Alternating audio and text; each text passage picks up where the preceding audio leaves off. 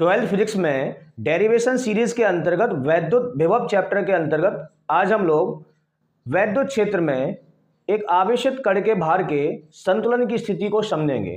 आज के इस लेक्चर में हम लोग समझेंगे अगर कोई आवेशित कण वैद्युत क्षेत्र के अंतर्गत रखा हुआ है और वो संतुलन की अवस्था में है, यानी वो ना नीचे जा रहा है ना ऊपर जा रहा है, एक जगह पर स्थिर है, तो उस केस में उस कण पर कितना आवेश होगा, उस पर विभवांतर कितना होगा, उसका द्रव्यमान कितना होगा, उस पर वैद्युत क्षेत्र कितना लग रहा होगा, उस पर वैद्युत बल कितना लग रहा होगा, उसका भार कितना होगा। इस तरह के फॉर्मूले आज के इस लेक्चर में हम लोग ड्राइव करने वाले हैं। यानी आज का जो हमारा डेरिवेशन है वो न्यूमेरिकल की दृष्टि से इंपॉर्टेंट है। डायरेक्ट एग्जाम में ये बहुत कम मार्क आता है, यानी कहें ना के बराबर आता है, लेकिन इसका जो न्यूमेरिकल है वो बहुत इंपॉर्टेंट है। तो चलिए आज के इस लेक्चर में हम इसको समझते हैं।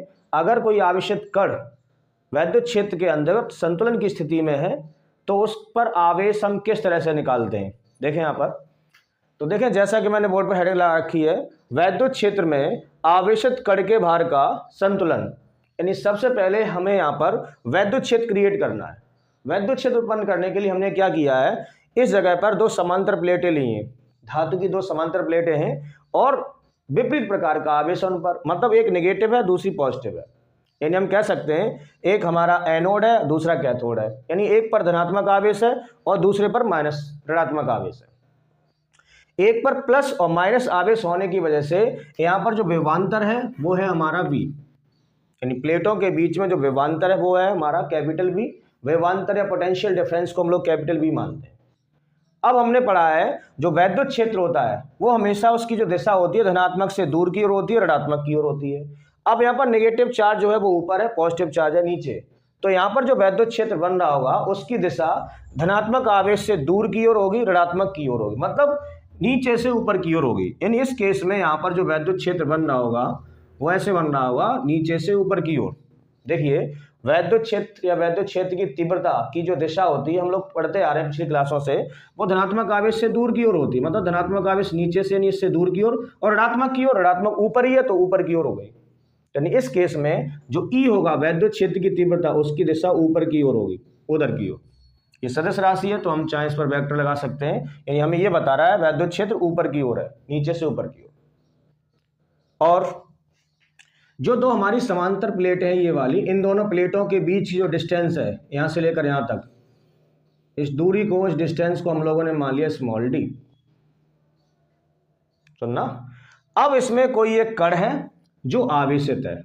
सपोज जैसे ये कोई हमारा कण है, कण जो लिया हमने बिल्कुल गोल लिया है, यानी गोलाकार कण है, और कण पर जो आवेश है हमने माना कि वो हमारा धनात्मक कण है, यानी उस पर जो आवेश है वो धनात्मक है। और इस कण का जो द्रव्यमान है, सपोज मास को हमने m मान लिया, और इस कण पर जो धनात्मक आवेश है, आवेश को हम लोग q मानते हैं, यहां पर जो आवेश है वो है हमारा q।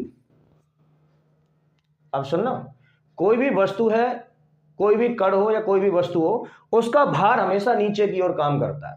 तो इस कण का जो भार होगा वो नीचे की ओर काम करेगा, भार को हम लोग वेट कहते हैं। तो इसका जो भार होगा वो W नीचे की ओर काम करेगा। दूसरी बात, अब ये जो आवेश है वो हमारा वैद्युत क्षेत्र के अंतर्गत रखा हुआ है। वैद्युत क्षेत्र यहाँ के बीच में क्या है, E है। अब वैद्युत क्षेत्र E के अंतर्गत इस पर आवेश Q है, इस वजह से इस पर जो वैद्युत बल लगेगा वो वैद्युत क्षेत्र की दिशा में लगेगा। ये ध्यान रखना, इसको हम लोग थ्योरी से बहुत अच्छे से हम लोगों ने पढ़ा है। ये हमारा धनात्मक चार्ज है, धनात्मक आवेश पर जो वैद्युत बल की दिशा होती है वो वैद्युत क्षेत्र की दिशा में होती है। अब वैद्युत क्षेत्र नीचे से ऊपर की ओर है, तो इस कण पर, इस आवेशित कण पर जो वैद्युत बल की दिशा होगी वो ऊपर की ओर होगी। यानी इस केस में इस पर जो वैद्युत बल लगेगा F, वो ऊपर की ओर लगेगा। सुनते रहे ना। अब भार किसी वस्तु का हमेशा नीचे की ओर काम करता है, तो इस आवेशित कण का भार W नीचे की ओर काम करेगा और इस आवेशित कण पर वैद्युत बल ऊपर की ओर काम करेगा। अब वैद्युत बल का जो सूत्र, वैद्युत क्षेत्र में आवेश Q पर वैद्युत बल का जो सूत्र होता है F = मेरा होता है Q × E, यानी वैद्युत बल हमारा क्या होता है, आवेश गुणा वैद्युत क्षेत्र की तीव्रता। और भार बराबर हम लोगों ने पढ़ा है, भार बराबर होता है द्रव्यमान गुणा गुरुत्वीय त्वरण, यानी इसका जो वेट होगा, भार होगा, वो होगा मास इंटू ग्रेविटी।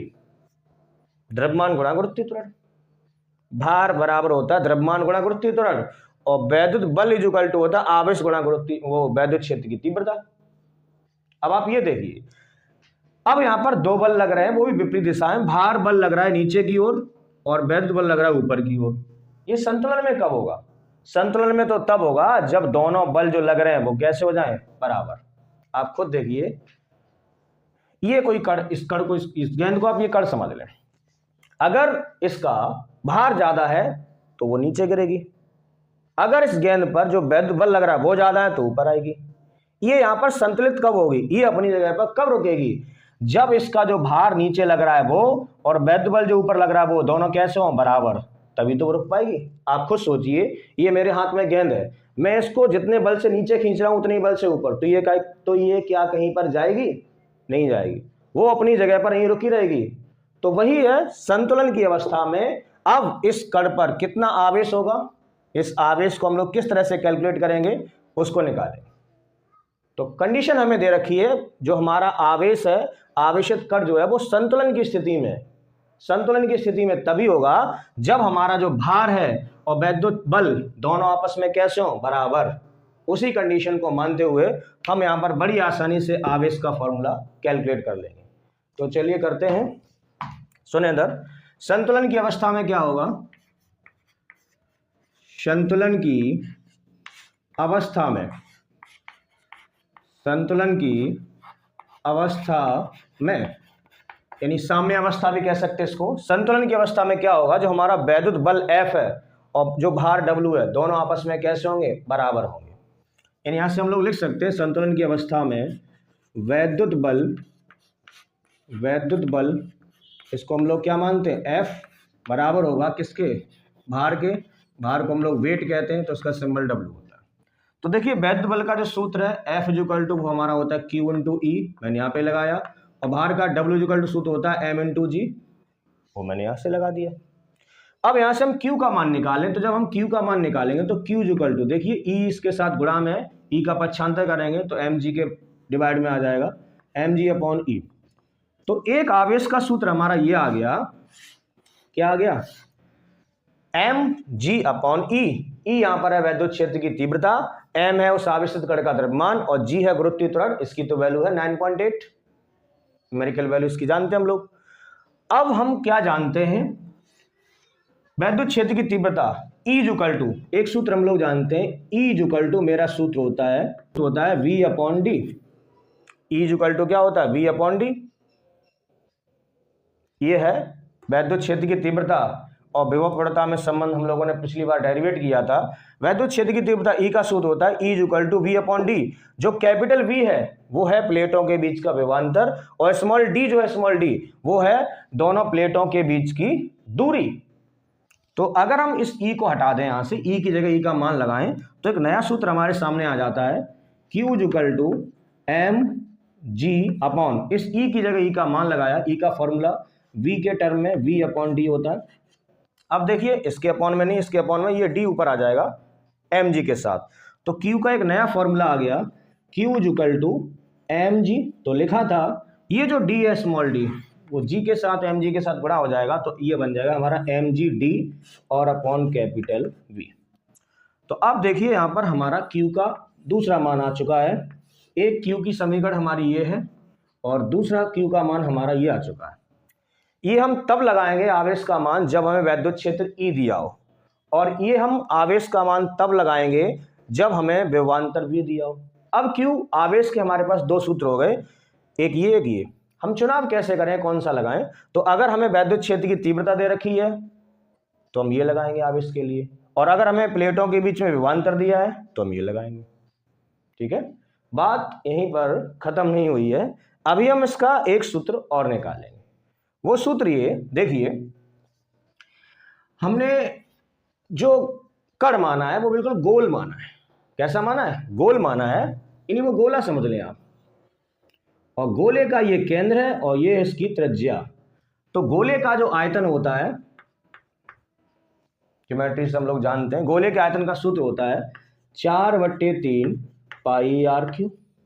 गोले का आयतन का सूत्र होता है।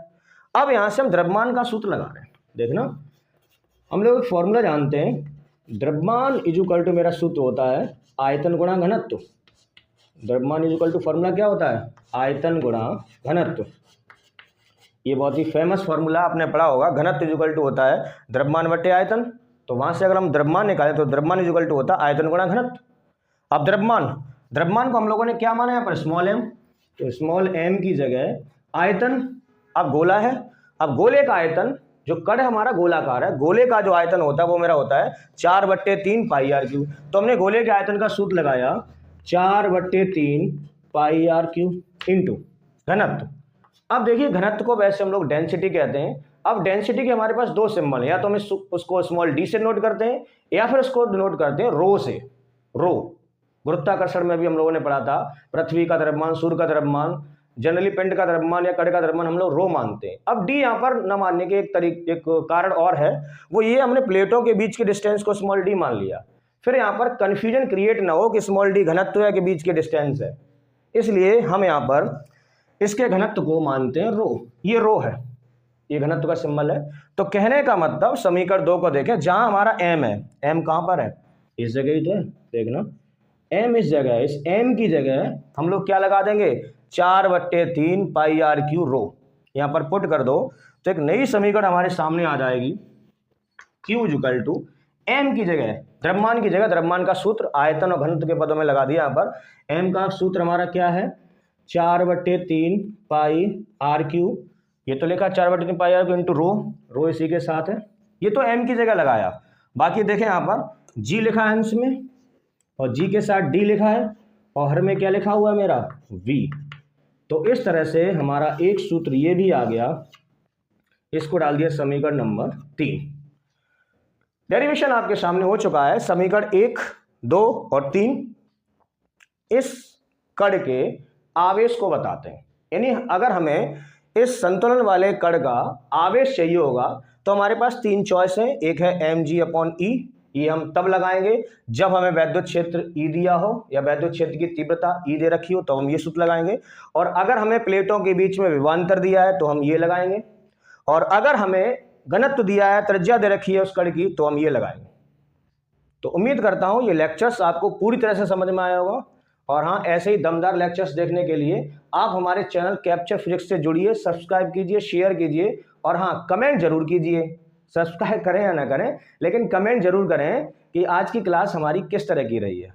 उम्मीद करता हूँ आपको क्लास अच्छी लगी होगी।